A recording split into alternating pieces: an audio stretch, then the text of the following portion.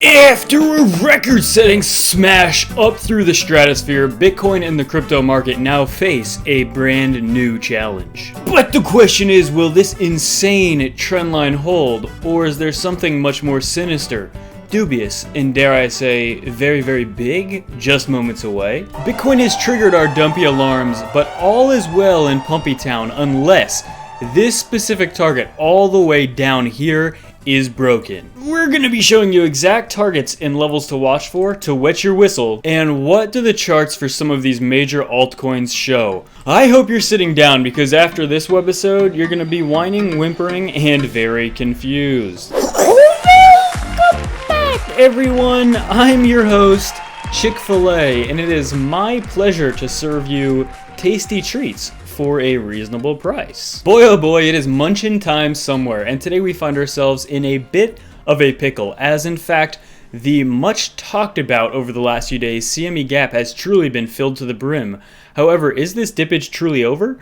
Even though it's been filled, why has the price continued to drop, and what is possibly in store for this market? And after Bitcoin was able to set a new all-time high, what next lies in store for the world's biggest crypto and the altcoin market cap? So if you guys are new to the channel, make sure to hit that like, subscribe, turn on those post notifications, and if you absolutely love gainers, make sure to hit those post notifications so you don't miss out on these time-sensitive updates. But enough jibber-jabber, let's get our grubby little paws on some TNA. Truly a sight to behold on this weekly chart for Bitcoin, but guys, one of the main things we notice here is that even though we breached above 60,000 and actually went all the way up to, a little over 61,000 US dollars for Bitcoin's price in just the last few days, you can see now on this weekly chart, this is the most key thing here, we're still within this key Fibonacci range, which is not too much of a surprise. I fully anticipate we are going to be breaking out of it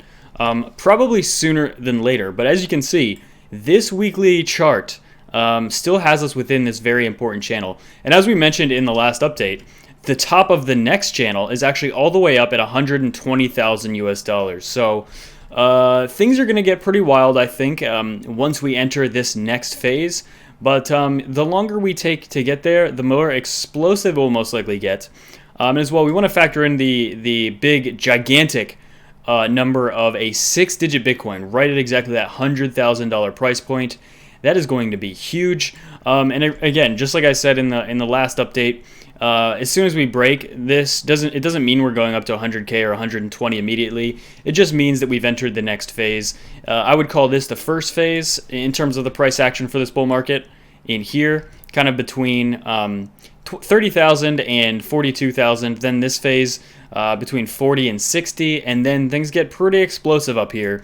And like previous bull markets, this is kind of what we see. We see pretty nice pumps, pretty nice explosions, but then things do kind of get a little bit more parabolic as we advance throughout these cycles. In fact, maybe we could call breaking all-time highs, so this fib level from about 20 to 32K phase 1, then so maybe we're entering like a phase 4 type situation, but either way, this next leg up is going to be explosive, and yeah, the longer that it takes to get there, the more explosive I believe it will be. So guys, on this 1 hour chart, we failed to hold a very key fib level, and it was kind of holding above 59,000 US dollars. 60 was big, but we were kind of dabbling between 60K and 59K for a while, and once we ultimately did break 59K, things got pretty dumpy pretty quick.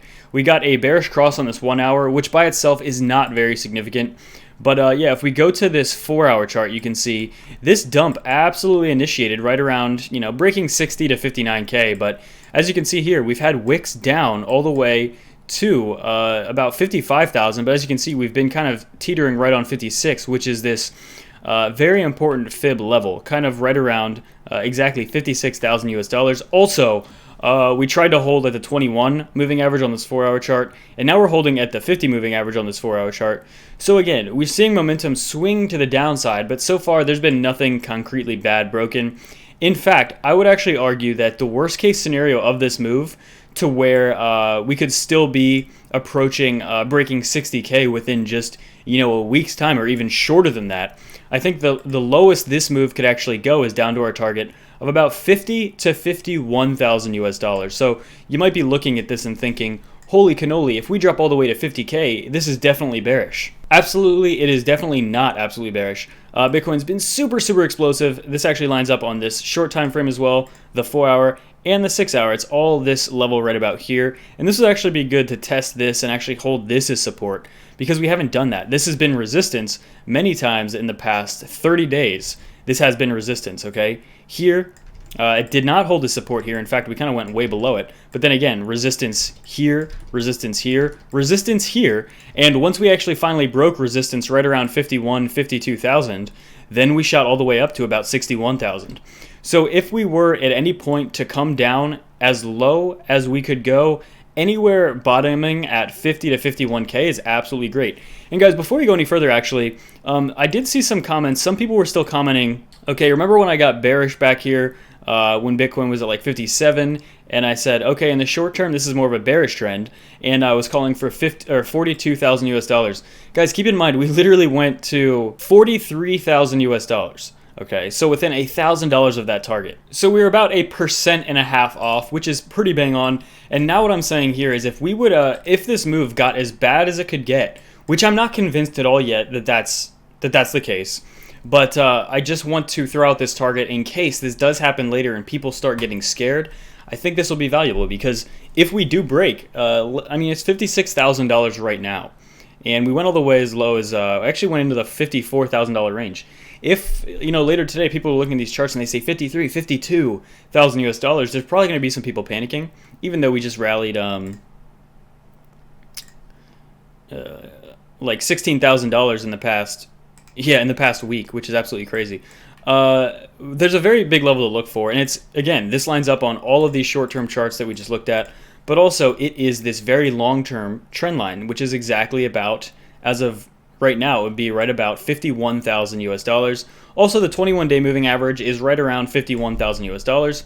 So anywhere above 50 to 51,000 US dollars is nothing. I wouldn't consider that anything. Guys, it's 100% just part of normal volatility. Absolutely nothing to scoff at. But if we start breaking below 50K, then that is when things get a little messier. Currently, actually, we're also right at the very, very tippy top of our EMA ribbon, which, again, the very tippy top of it is at about 56,000 US dollars, exactly where we are right now. If we zoom in, you can see that. You see this very top ribbon, also the top line of the support, which, again, guys, we've been using this channel for 12 months now for support and resistance, and what I did recently is just added more lines to the top because our price is going higher. So I just copied the lines and put them up higher, and again, you can see they're playing resistance and support on the way up. Absolutely insane how some simple ascending horizontal lines can provide so much support and resistance on longer time frames. And as well, if we take a look at some alts, Ethereum is actually right now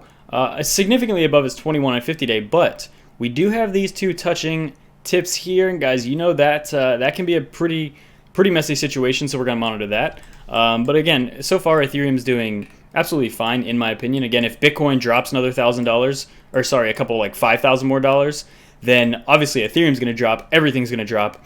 Actually, if we take a look at ADA, look at this, bad boy is still dropping here as well.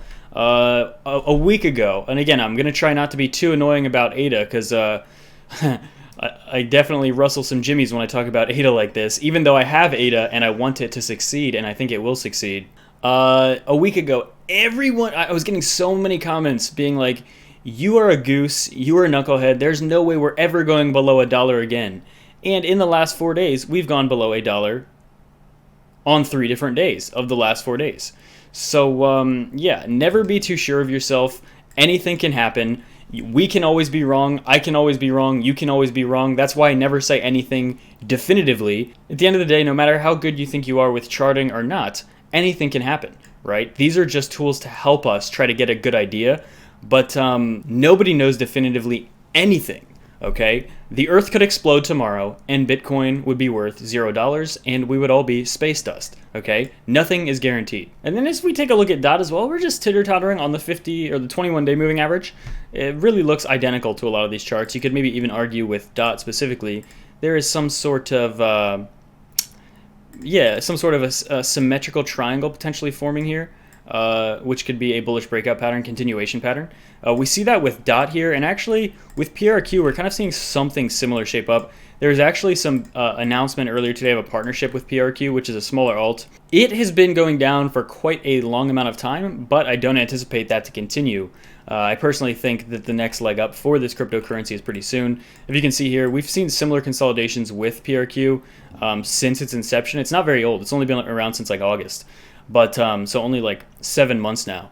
But yeah, it's had consolidations. This is probably the longest consolidation it's had, besides the initial pump and then massive drop there. That, you know, again, there's been many rallies since then. It has provided a pretty penny to many investors as well. But this bad boy hasn't had a giant leg up in exactly 2 months now. So again, this is a coin I'm not betting against. This is a coin I'm personally waiting for a pop, and I'm really excited about. It's been underperforming for the past 2 months. You know, aside from setting a new all-time high just about a month ago, it did set a new all-time high, but it quickly came back down to kind of just test this floor here of about $1. About $1 here for PRQ. And again, pretty low market cap, which is another reason I like this coin, because everyone looks, this is another big important thing, guys, everyone looks for coins that are cheap, and Ben talks about this all the time on BitBoy, and it's so important here. It's just so important. Market cap is so much more important than the price. ADA is about $1. You look at something like Ethereum, it's $1,800. For Ethereum to hit 55,000 US dollars, it would have to absorb a ton of market cap.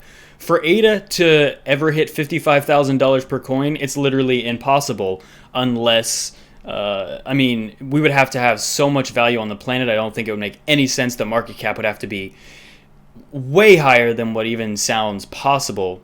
And that's just because of market cap. So a lot of people are attracted to coins that are only about $1 or $2. You know, I think that's one of the big reasons that XRP originally got a huge following. It's one of the big reasons that Litecoin back in 2017 got a huge following, because originally it was only like Bitcoin, Ethereum, and Litecoin listed on Coinbase, and they look and they see Litecoin as being the cheapest, so they think, oh, this is the cheapest, I can get the most of this, this will give me the best returns. And again, while that may be true in some situations, price is not that important. It's all based on market cap, which you can easily find if you just look at something like CoinMarketCap and you rank these cryptos by market cap. So for example, 33 billion for ADA and it's $1, right? $39 billion market cap for Binance and it's 255. Well, why is there a huge discrepancy? They basically have the same market cap, but one is $1 and one is $253. Well, take a look at the supply. Supply for BNB is 154 million. Supply for Cardano is 32, almost 32 billion. So a difference of 150 million and 32 billion. So circulating supply and market cap are just very important things you want to look at. Market cap is kind of just the real price, if you will. Market cap is technically like the real price. So if you're looking for something that could increase in value, for example, let's see where PRQ actually ranks. Okay, so we look at something like PRQ. It has a market cap of 123 million, which is still almost nothing. That is still insanely small. So again, when people, maybe they don't have a lot of money, but they just want to throw some of their investments into the safe ones like Bitcoin, Ethereum, some of the top alts, but then maybe throw 10-15% of their capital into risky projects, hoping that they moonshot, based on fundamentals. But again, a lot of the price action in this space, even in the top alts, is speculation. Nobody knows for sure what something's going to be. But yeah, it is, in my opinion, it's worthwhile to at least dabble in some coins that are maybe a little bit smaller, just putting a small amount of your portfolio in some of these coins. Because again, some of these coins, at least in my experience, provide the biggest returns, absolutely. And if I could go back in time with my investing, what I would do is dump 100% of my capital into some of these alts. For example, even Parsec. If I would have put my entire portfolio into Parsec, my goodness, that would have been like eight-figure gainers. But again, there's no way that anyone could have known about anything. Again, there are some even way better examples than Parsec. For example, if you would have dumped your entire portfolio into ADA even 6 months ago, that would have been insane. Same thing for Uniswap. When Uniswap first came out, it was not valued at $15 billion in market cap. Same thing for Chainlink a year ago. And even Ethereum back in 2017 when it was just a couple bucks. $1,700 right now is insane returns. So again, you can never know exactly what the prices are going to be 6 months from now, 12 months from now. But sometimes, and again, I urge caution, but sometimes taking a risk is definitely worth it. Well, so if you guys are new to the channel, make sure to hit that like, subscribe, turn on those post notifications, and yeah, if you're interested in trading, make sure to take advantage of our buy, bet, and fee deposit bonuses below. And without any further gadoosh, that's it for me. Bye-bye.